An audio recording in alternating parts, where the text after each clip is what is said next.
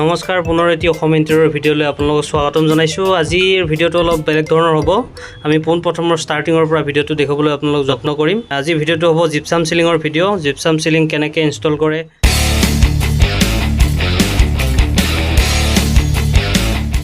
তো এটা ৰুম আমাৰ প্ৰায় 16x22 ফুটৰ ৰুম, যিটো ডাঙৰ ৰুম, যথেষ্ট ডাঙৰ ৰুম। এইটো আমাৰ টংলাৰ নিচেই ওচৰতে বৰজলাহত আমি জিপছাম চিলিং ইনষ্টল কৰি আছিলোঁ। তো ভিডিঅ'টো সম্পূৰ্ণ শেষলৈকে চাব, কেনেকুৱা ডিজাইনত আমি বনাইছোঁ।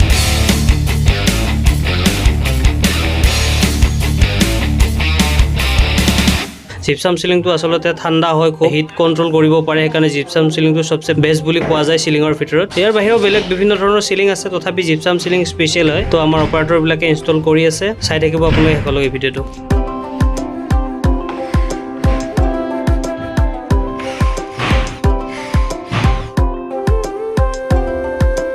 জিপছাম চিলিঙৰ আচলতে বিভিন্ন ধৰণৰ কোৱালিটি আছে। আমি এইটো মিডিয়াম কোৱালিটিৰ জিপছাম চিলিং আমি লগাইছোঁ, আৰু যদি আপোনালোকৰ ইয়াতকৈ ফাৰ্ষ্ট ক্লাছ কোৱালিটিও আছে, আমাৰ ইয়াতকৈ ল' কোৱালিটিৰো আছে।